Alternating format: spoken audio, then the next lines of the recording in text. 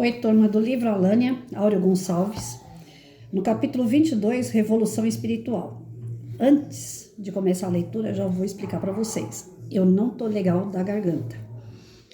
Rinite, sinusite, sei lá quanto it que é, e tá dando um pigarro, uma coisa chata. Mas meu compromisso eu tenho que assumir. Então vai ter uns momentos aí que vai dar uns nó na garganta. Eu já peço desculpa antecipadamente, né? Então vamos lá. Capítulo 22, Revolução Espiritual. O dia já estava terminando e gradativamente a noite chegava naquela face do planeta Jordan. O céu tomava cores indescritíveis e uma paz ainda maior pairava naquele ambiente. Enquanto observávamos as primeiras estrelas, Ludwig apontou para um pontinho minúsculo perto do horizonte e disse: lá está o nosso Sol, astro que sustenta o nosso sistema com seu calor e energias ainda desconhecidas na ciência humana. O universo está povoado de estrelas de todos os tipos, inclusive muitas delas milhões de vezes mais brilhantes do que o Sol que conhecemos. De repente notei um grupo de pessoas se reunindo no que parecia ser um templo religioso, um prédio em formato circular com uma grande abóbada no meio da edificação, de modo que todos podiam contemplar o maravilhoso céu estrelado, mesmo no interior da instalação.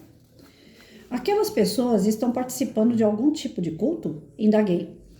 Os jordanianos já expressam sua religiosidade sem a necessidade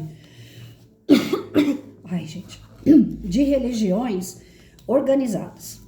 O que você vê é uma edificação especialmente projetada para orações em conjunto e atividades relacionadas à fé e à comunhão com irmãos de outras esferas espirituais.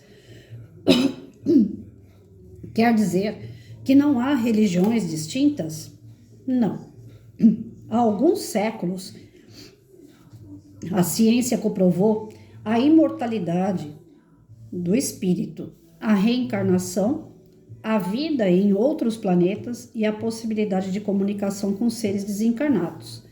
Isso gerou uma grande revolução espiritual, que progressivamente unificou as diferentes religiões. Os jordanianos não têm mais necessidade de intermediários para exercerem sua espiritualidade, nem de formas excêntricas, misticismo ou rituais. Assim, todas as religiões progressivamente foram cedendo espaço para uma forma mais unificada de expressão espiritual. Como assim? Todos estudam os fundamentos das leis divinas e o intercâmbio com espíritos desencarnados é algo normal e de conhecimento geral. Esses irmãos trazem informações novas e estimulam o aprendizado dos encarnados, que sabem que a chamada morte nada mais é do que a passagem para o outro plano. Assim, em vez de diferentes religiões, o que há são grupos que se reúnem de acordo com a afinidade. Existem aqueles que gostam de vivenciar a espiritualidade por meio da música, outros preferem grupos de oração e ainda há aqueles que preferem experiências em contato direto com a natureza, por exemplo. Eu acho que eu sou desse grupo aqui, que gosta da natureza. Mas os pilares da fé são os mesmos, porque a própria ciência já os comprovou. Quer dizer que há aqui uma união entre ciência e religião. Uma união completa ainda não. Porém, não existe o antagonismo tão característico da atualidade terrena. Aqui a ciência já ultrapassou o paradigma materialista há muito tempo. Assim, as pesquisas naturalmente abrangem a realidade espiritual da vida e o fato de a matéria poder se manifestar em muitos níveis vibratórios. Então, todas as pessoas já aceitam as ideias de reencarnação e imortalidade da alma, por exemplo? Sim, justamente porque a ciência os comprovou. Consequentemente, o fenômeno da morte é visto como algo natural, assim como a comunicação com os desencarnados. De repente, pude notar que no interior do templo religioso que observávamos, as pessoas cantavam de mãos dadas, gerando uma energia muito bonita, de cor violeta, que era recolhida por trabalhadores desencarnados e utilizada no atendimento a pacientes que haviam chegado recentemente ao plano espiritual. Vemos uma reunião de pessoas com a intenção de auxílio por meio da música. Aqui, Não há mais a necessidade de caridade material, explicou Ludwig. As ações no bem têm sempre fundamentação moral, pois ninguém encontra dificuldade no acesso de itens necessários à sua sobrevivência. É engraçado que sempre associei a prática da caridade ao fornecimento de materiais.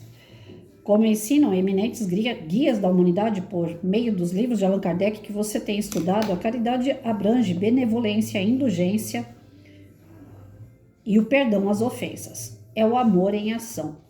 Estamos lutando para senti-lo de forma incondicional e semeá-lo naturalmente no ambiente ao nosso redor.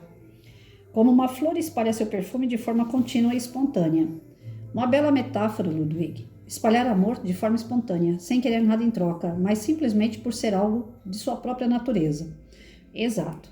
Algo que nem mesmo os habitantes desse avançado planeta já conquistaram. Precisamos lembrar que os consideramos avançados em relação à realidade terrena que conhecemos bem. Mas eles também têm muito a aprender e caminhar. Entendo. Aqui as provações são puramente morais também.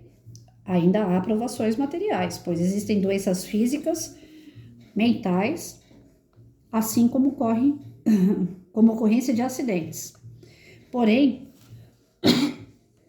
cada vez mais diminuem em número e proporção, de modo que o sofrimento físico no futuro estará totalmente controlado, condição que é comum em mundos mais evoluídos que este. Há acidentes por aqui? Questionei. Sim, embora os de trânsito não mais ocorram, porque todos os veículos de médio e grande porte são magnetizados de forma que é impossível haver colisões entre eles, que se repelem energeticamente. Ademais, a maioria é dotada de uma espécie de piloto automático e são a prova de erros dos condutores. Assim, os acidentes se resumem a ocorrências de menor importância, como quedas ou incidentes domésticos. Mas há doenças? Sim. Os jordanianos ainda não atingiram o perfeito equilíbrio no mundo interior, para se libertarem das patologias do corpo físico. Porém, já encontraram a cura para a maioria das doenças infecciosas, congênitas e hereditárias. Trabalham atualmente na erradicação de quadros de transtornos mentais,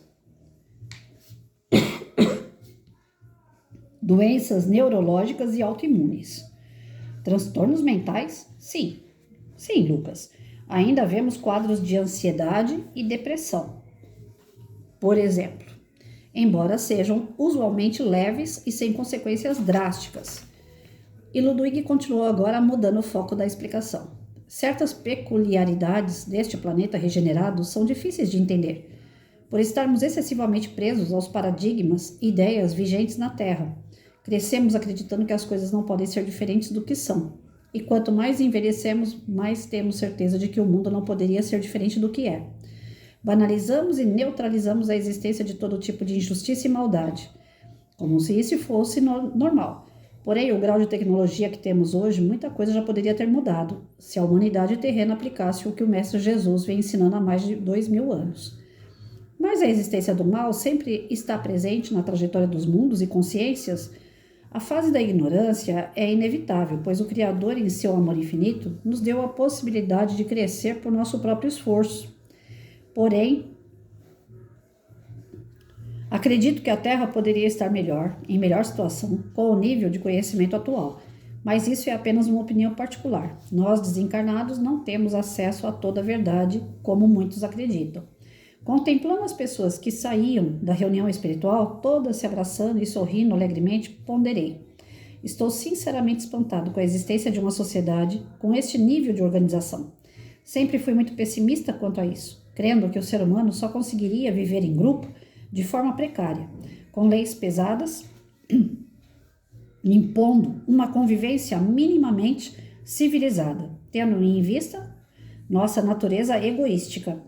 Faltou-lhe vislumbrar a realidade de que tudo evolui no universo, mundos, pessoas e coletividades, e o crescimento moral dos indivíduos tem o poder de revolucionar o modo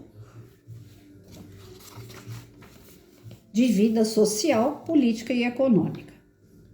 Isso não quer dizer que os mais evoluídos moralmente ocupem as posições de destaque na sociedade terrena, pois o que vemos frequentemente é o contrário. Quero dizer que quando o nível evolutivo da maioria de seus habitantes for melhor, o planeta inevitavelmente dará um salto de qualidade em termos de organização social.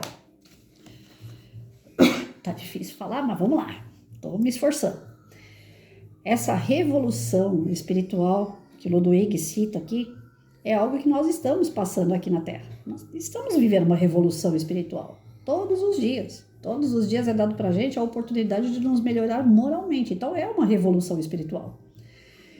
Só que a primeira guerra que nós temos, as batalhas que nós temos que enfrentar, não é com inimigos, com pessoas, com emprego, com a questão financeira.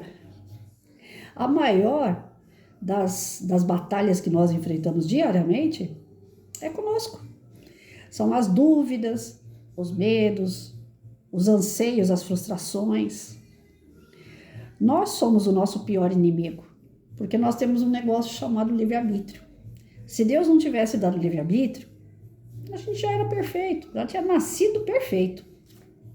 Mas Deus colocou a gente aqui no mundo simples e ignorante. O espírito foi criado simples e ignorante. Está lá no livro dos Espíritos. Quem quiser, procura lá, pesquisa. Eu não sei a página e não sei as partes, mas eu sei o que está lá dentro. Eu tenho esse defeito. Mas está lá. Como foi criado o espírito? Tem essa aqui, pergunta lá. E a espiritualidade responde, simples e ignorante.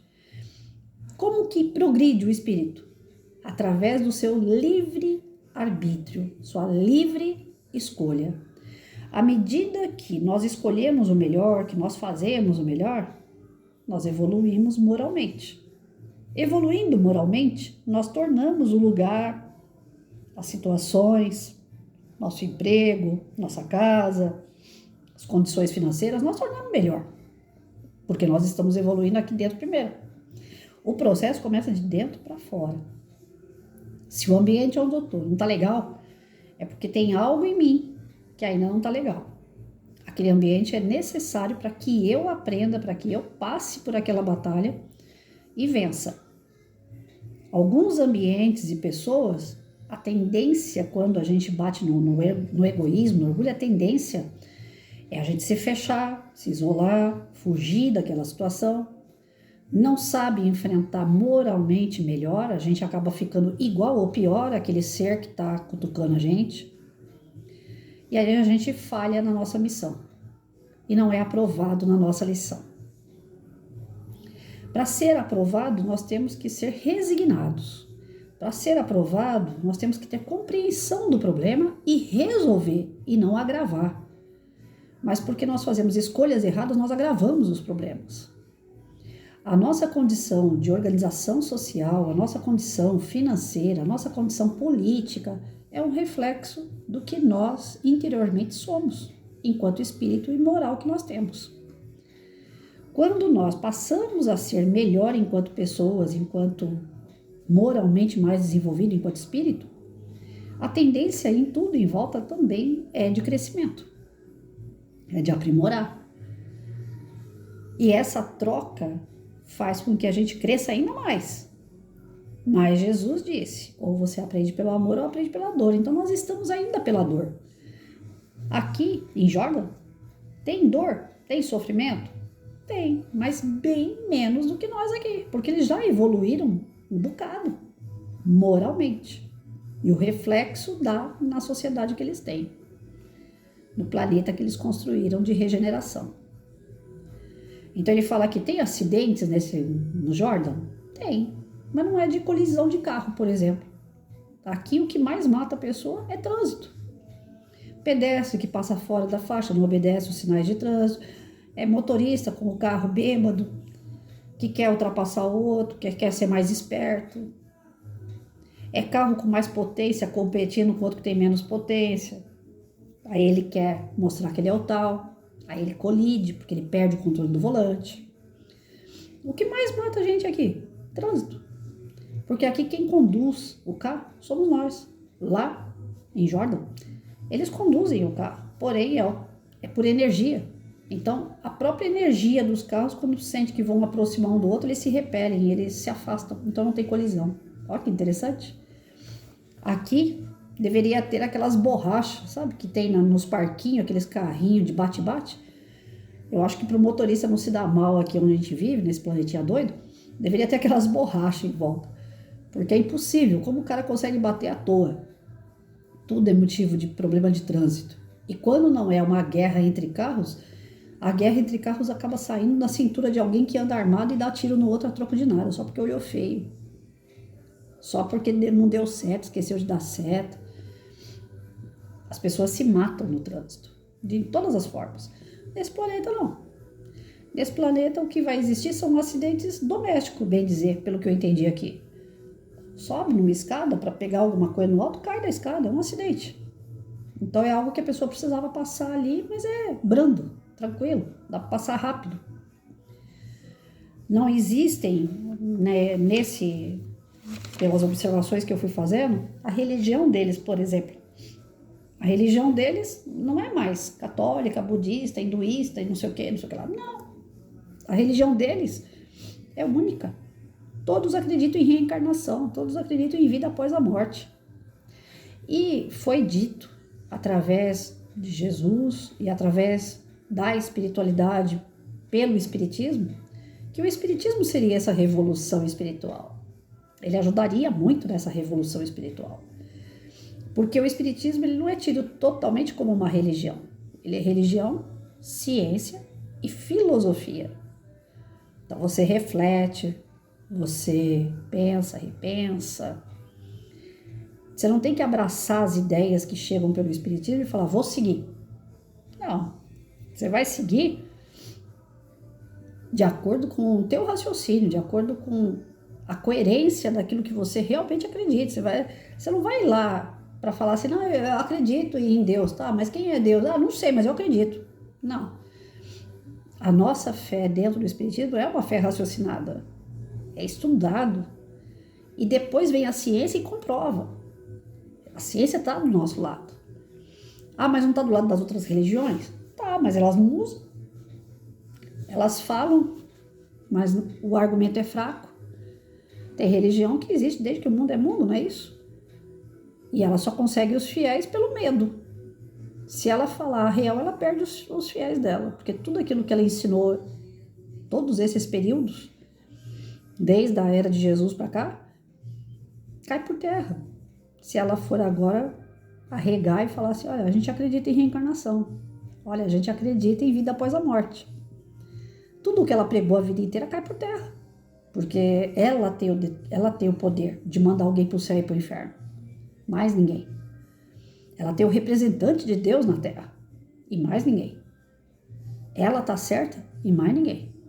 Então, tem alguns alicerces dessas religiões que falam dessa forma, que quando a gente prova através da ciência, da filosofia e da religião espírita, cai por terra esses argumentos de outras religiões.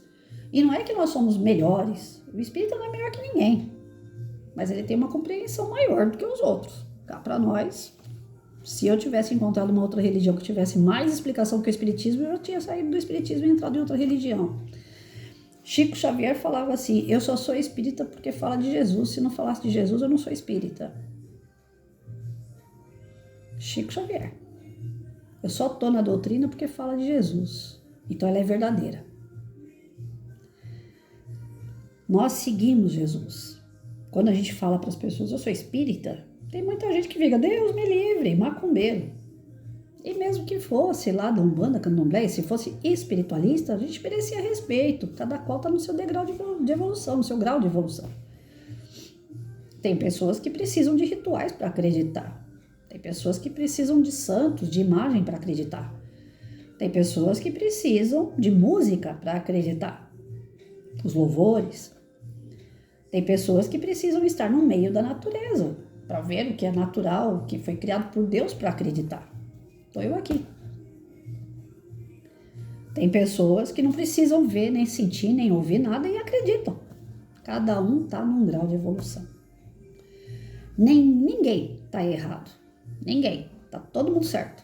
Dentro do grau de evolução que está. Mas só de saber que um dia todo mundo vai estar junto e misturado, gente, é uma alegria muito grande. Onde não vai existir esse negócio de, ai, Deus me livre, você é macumbeiro. Porque isso é horrível. Eu já contei isso no outro vídeo, eu vou repetir. Talvez as pessoas não tenham assistido quando eu falei.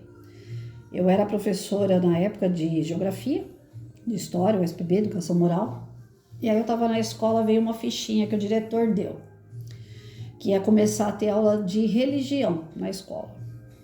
Aí eu peguei e lá na fichinha tava aqui qual era a minha religião. E eu escrevi, sou espírita. Aí ele pegou a fichinha de todo mundo, levou para a sala dele, começou a analisar para ver quem podia cobrir aquelas aulas de religião, que o governo ia mandar apostila e tal, e a gente ia ter que trabalhar de acordo com o governo. Na época era o governo, não lembro se era Mário Covas, era do PSDB. Aí o diretor mandou me chamar na sala, ele sabia que eu tinha menos aula do que as outras pessoas, eu era mais nova. Eu acho que eu tinha uns 20 anos de idade, 19, 20 anos, por aí. E aí os outros já era efetivo e tal, eu não era. Então, assim, em razão da minha, de ser início de carreira, ele botava mais fé em mim, em razão disso, do que os outros que já vinham há muito tempo ali, já estavam cansados da aula, muitos já eram mais velhos e tal. E ele foi avaliando mais ou menos dessa forma, quem tinha ânimo, né, quem tinha disposição para dar umas aulas legais e tal.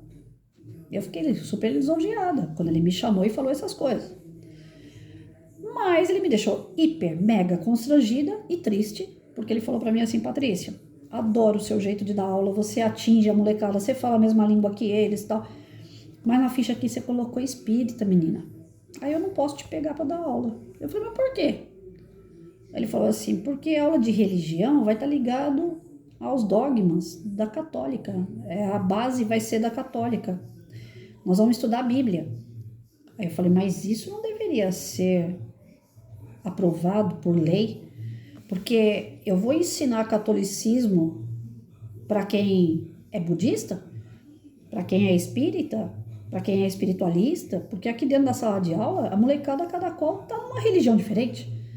Então, se eu começar a plantar o catolicismo dentro da escola, eu estou ferindo a religião dos meus alunos. Eu achei que por ser aula de religião, a gente ia falar um pouquinho de cada, mostrar o que cada uma trabalha. E isso, para mim, é gratificante, eu gosto disso. Eu jamais vou entrar numa sala de aula e falar, eu sou espírita, vocês têm que ser espírita. A gente tem que ser ímpar nisso aí, a gente tem que ser, né, neutro. Então eu achei que quando me chamassem para dar aula de religião, era para expor como que cada uma trabalha, o que cada uma acredita, aí eu gosto. E sem tendência, sem falar quem tá certo e quem tá errado. Aqui no canal eu posso colocar minha opinião, porque aqui eu tô como espírita, defendendo o espiritismo. Mas numa sala de aula eu não posso fazer isso, lá eu não vou defender ninguém, lá eu vou expor só. Ele falou, não, mas se eu colocar essa ficha aqui de espírita, eles não vão te aceitar. Porque isso aqui vai passar pela Secretaria de Educação também, né? Diretoria de Ensino. Então não muda aqui, não custa nada, coloca católica. Falei, custa sim. A minha integridade. Eu sou espírita, eu não sou católica. Eu vim da católica, mas eu não sou católica. Eu não vou colocar católica, minha religião é espírita. Eu não peguei as aulas, consequentemente. É uma discriminação? É. Podia ter um processo aí? Podia. Mas eu não vou quebrar a cabeça com o que os outros pensam a meu respeito. E eu não estava passando fome de precisar do serviço. Eu queria aumentar minha carga horária. Eu era moleca, para mim quanto mais aula era melhor. Então, para vocês verem como que essa distinção de religião, ela é constrangedora. E isso não vai acontecer mais quando a gente se tornar regenerado. Ninguém vai te olhar feio porque você cultua rituais. Eu, Patrícia, não gosto. Se eu vou numa cachoeira e vejo lá os rituais, lá um frango morto, uma vela acesa, eu não gosto. Eu me sinto mal. O direito daquela pessoa está infligindo o meu direito de entrar numa água de cachoeira. Se eu vou no mar e vejo um barco lá de Iemanjá, oferenda, eu, Patrícia, não gosto. A pessoa está tendo o direito de exercitar a religião dela, mas está tirando o meu direito de entrar na água e ver a minha água limpinha ali. Então, eu recrimino desse lado os rituais. Mas da pessoa fazer num local próprio para isso, que não vá sujar o meio ambiente, que não vá interferir na vida do próximo, tá tudo certo. A minha mãe acendia a vela para santo. Então ela tinha lá Nossa Senhora Aparecida, ela tinha a Virgem Maria, ela tinha Jesus, tinha aquele que é da Polícia Militar. Eita, que a cabeça tá ruim. É o padroeiro da São Jorge. Ah, tinha o São Jorge com o dragão. E ela fez lá um altarzinho lá com essas imagens, que é de gesso. E ela colocava a vela lá acesa todo dia para aqueles santos. Ela acendia a vela para aquelas imagens, para aqueles santos. E fazia a oração dela ali todo dia.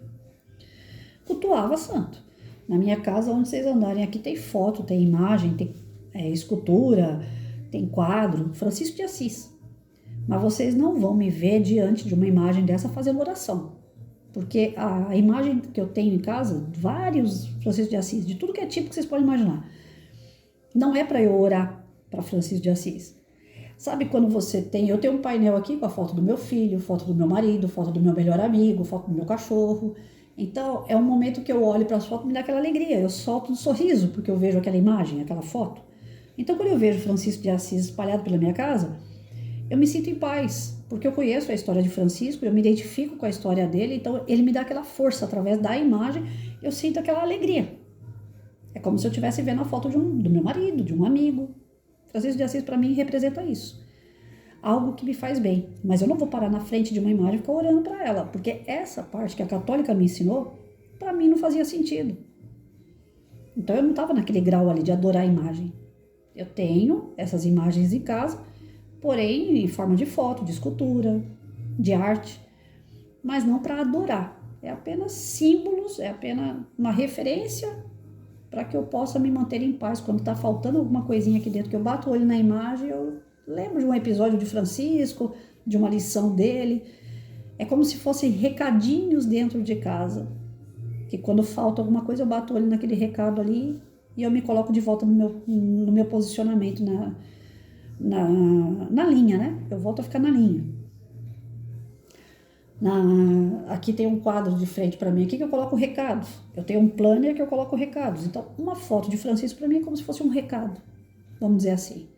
Mas tem gente, como minha mãe fazia, que acendia até vela, mediante uma escultura, uma imagem. Tem pessoas que acendem incenso e dedicam a um santo, a um espírito, alguma coisa nesse sentido. Eu tenho incenso pra caramba, mas porque eu gosto do cheiro. Então eu acendo o incenso para sentir um aroma gostoso dentro de casa. Cada um. Então, se eu tiver que acender um incenso, eu não vou lá no meio da rua acender um incenso, que alguma pessoa vai passar e vai sentir o cheiro e vai falar, eu não gosto desse cheiro. Eu vou acender para mim. A mesma coisa, eu acho que o lado espiritualista deveria fazer o mesmo, deveria ter os altares deles, os locais para despejar os rituais, que é matar bicho, acender vela, deixar bebida, sei lá mais o que eles fazem, que tivesse um local próprio para isso. Então eu espero que a gente chegue nesse patamar, nessa evolução. Isso é evolução, é respeitar o espaço do outro. Porque eu tô fazendo, então tô fazendo para mim, tô me respeitando aquilo que eu acredito, mas tô desrespeitando o outro que não acredita. E aqui ele fala que no planeta regenerado, essas coisas de rituais nem vão existir. Ele falou de música, ele falou de natureza.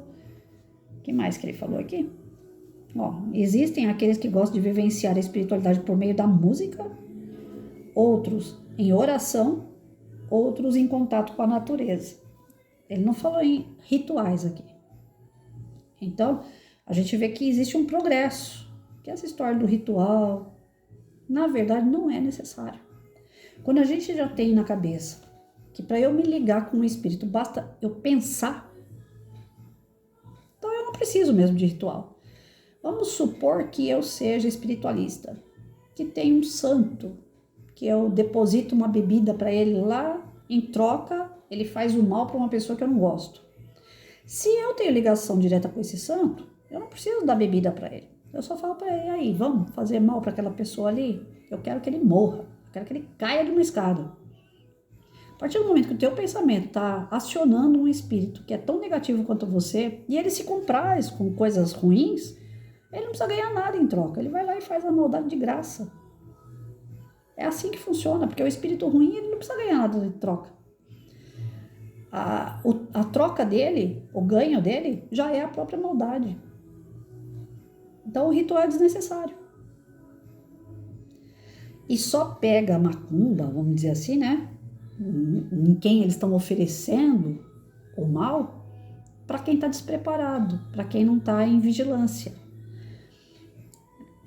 Quando você deseja muito a queda de uma pessoa, você está trabalhando no seu serviço e fala, tomara que aquele cara se lasque. Nossa, ele é tão ruim, um dia a casa vai cair para ele. E você fica com aquela mentalidade de fazer o mal para aquela pessoa. Um dia a casa cai, ele vai se dar mal. No final de tudo ele vai ver só. De tanto você jogar energia, se o cara tiver desequilibrado, invigilante, ele não tiver fé, ele não estiver trabalhando para o bem, toda a energia negativa que você está jogando pro cara vai. E ele vai se dar mal mesmo. É a macumba. A macumba maior que tem, a mais poderosa, é a força do pensamento contra o outro. E se ele estiver invigilante, ele pegar. Agora você pode jogar todo o pensamento negativo do mundo para aquele ser. Se ele estiver vigilante, se ele estiver na prática do bem, se ele estiver ligado com Deus, esquece. Você pode fazer tudo e muito mais que nada chega nessa pessoa. Tem gente que fala pra mim assim, meu serviço, minha vida conjugal, não sei o que, tá dando tudo errado, deve ser macumba que fizeram pra mim. Aí eu pergunto à pessoa, você ora? Você pratica o bem? Você tem certeza que você é uma boa pessoa? O que você anda fazendo da sua vida? O que você anda pensando, falando, ouvindo? Porque a macumba que fizerem pra você, seja ela qual for, só vai pegar se você tiver com as suas portas abertas. Fecha as portas e nada vai entrar. Tudo que está acontecendo é consequência de você mesmo, não é do outro. Porque se você fechar a porta, o outro pode mandar o que for, não entra. Então nós vamos ter essa alegria ainda de ver as religiões se unindo, se unificando e se tornando uma só. A crença é uma só. A vida continua. Existem várias oportunidades de reencarnar, de aprender, de evoluir. A tendência do espírito é se tornar cada vez melhor. E essa revolução espiritual, ela não começa de alguém mandando na gente, de Deus mandando na gente, não. É o livre-arbítrio sendo bem conduzido. É de nós para fora. A revolução industrial, espiritual, ela é de dentro para fora. Somos de nós para fora. Nós estamos vendo aqui os capítulos todos falando sobre Jordan, que tanto a política, a economia, o tratamento entre as pessoas, o que elas conquistaram aqui, inclusive materialmente, que ainda é, apesar de ser regenerado, é um planeta ainda material, tudo vem delas, da capacidade de compreensão de mundo e de tornar esse mundo cada vez melhor. Mas é delas, cada um fazendo a sua parte e fazendo melhor. Quando a gente entender isso, nós também vamos nos tornar esse planetinha regenerado, que nem Jordan. E acho que nós estamos estudando, nós estamos a caminho para isso.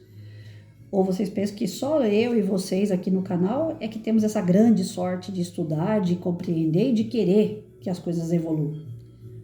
O planeta inteiro está fazendo isso.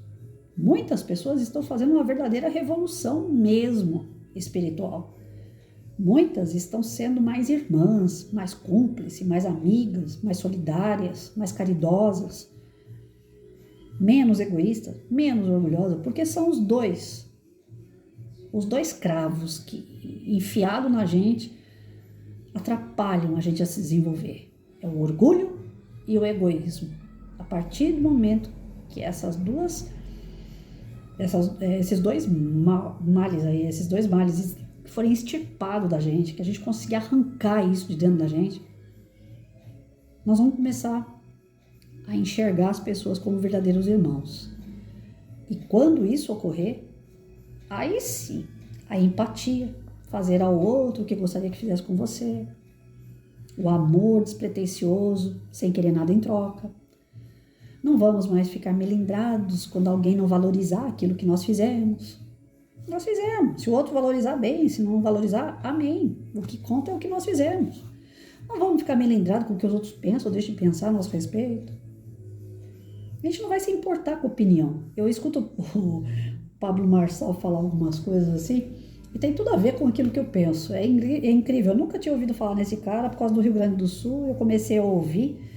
Hoje mesmo eu vi um vídeo dele falando assim, Se você é bom e as pessoas falarem que você é bom, você é.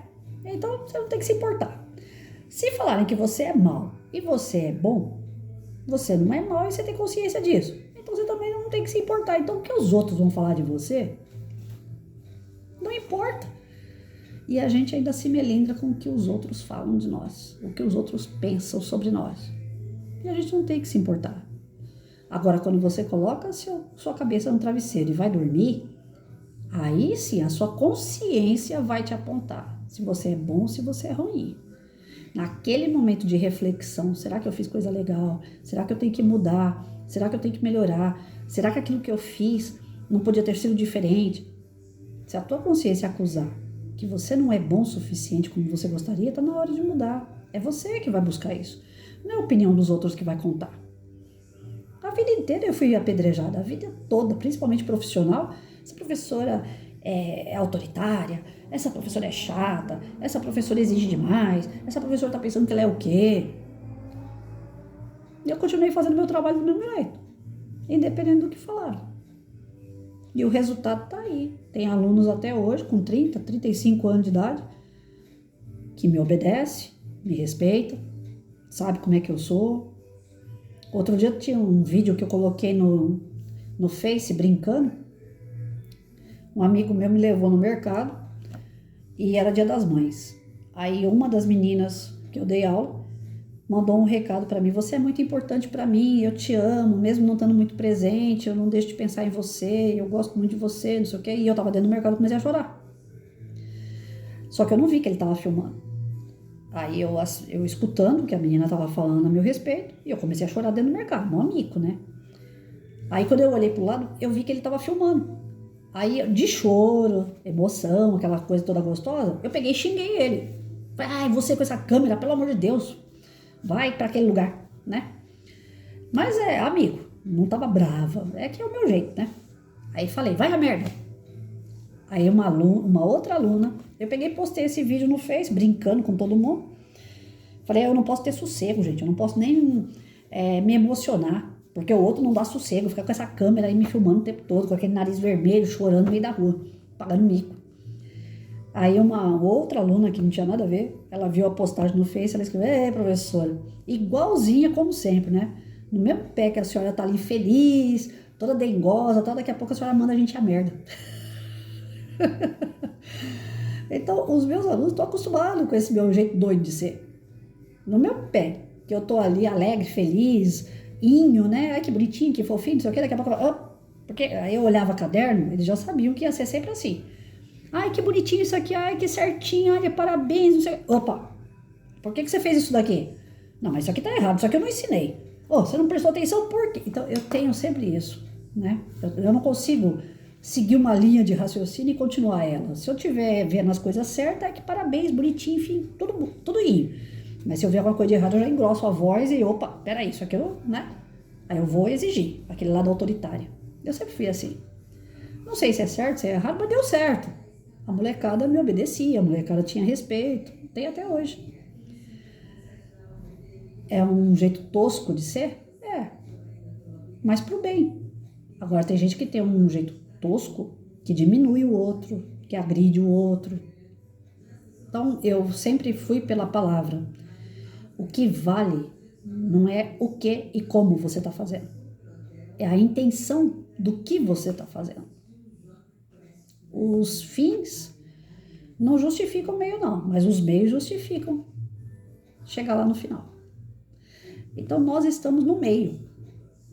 Nesse processo aqui, vale tudo para a gente se tornar melhor. Vale mudar a rota, vale se refazer, se reformular, reaprender. Vale parar, refletir, dar um tempo, assentar as coisas novas na cabeça para ver qual é o rumo que nós vamos pegar. Nós estamos no meio do processo de uma evolução muito grande. Ter a bênção de um planeta regenerado, olha para trás, vai lá no Livro dos Espíritos e vê os tipos de mundo que existe, da onde que nós já viemos, o tanto que nós já caminhamos. Então, nós estamos agora vivendo um momento de glória. Nós estamos no meio para o final do processo. Chegar no mundo regenerado é o sonho de todos nós. E aí nós vamos parar no meio do processo? Ou nós vamos levar a sério isso aqui? E vamos fazer o nosso melhor para a gente alcançar essa bênção. Os exemplos que o Áureo traz através do texto, dá vontade de voltar o texto todinho, ler ele todinho de novo e o que não aprendeu, aprender, incorporar isso e ganhar isso como uma verdade, um incentivo para viver. É um livro maravilhoso, gente. Nós temos um ouro na mão. Tá aqui ensinando pra gente a ser melhor e que existe coisas melhores que nos esperam lá na frente. Sabe, aquela coisa, pra que eu tô fazendo isso? Eu lá lutei a vida inteira pra eu poder ter uma casa, agora tenho casa, mas aí meus filhos casaram, eles nem vêm me ver, eu não sei por que eu lutei tanto, eu não sei por que... Agora a gente sabe por que a gente lutou tanto. Não é pelo filho, não é pelos parentes, não é pelo cônjuge, é por nós. Toda a nossa luta é somente para nós, para a gente se tornar melhor. Nós fazemos papéis, nós somos pais, nós somos irmãos, nós somos amigos, nós somos primos, nós somos as profissões que nós escolhemos, mas são papéis. Isso aqui tudo é um teatro. Para a gente evoluir moralmente. Aí é que está o grande barato da vida. Deus nos criou simples e ignorante para evoluir. Só para isso. E à medida que a gente evolui, quanto mais a gente sabe, mais responsabilidade a gente tem na vida do próximo também. Porque eles dependem de nós, que temos um pouquinho mais de bagagem, como nós dependemos daqueles que têm mais bagagem do que nós. Que geralmente está até no plano espiritual, olhando por nós, que são os nossos protetores. Então, a graça da vida é essa. À medida que você cresce, você evolui, você melhora, para poder puxar aquele que está atrás de você. Você serve de exemplo para alguém, e alguém um dia serviu de exemplo para você. E o nosso grande exemplo nesse barato todo da chamado vida é Jesus, o nosso maior mestre. Então, vamos lá. As batalhas nós vamos vencer, nós vamos perder. O que a gente não pode é perder a guerra. Batalha é como um campo de qualquer luta que tem por aí. Algumas vezes os soldados vão ganhar as batalhas diárias, algumas vezes vão perder, mas eles não podem perder a guerra, o total dessas batalhas. Nós não podemos perder a guerra. Lutar, lutar, lutar, lutar e permanecer num planeta de prova e expiação por quanto tempo mais? Nós temos que lutar, lutar, lutar e ganhar. Vai perder uma batalha aqui, outra ali? Vai, é normal. Vai ter hora que nós vamos errar, vamos no fundo do poço? Normal.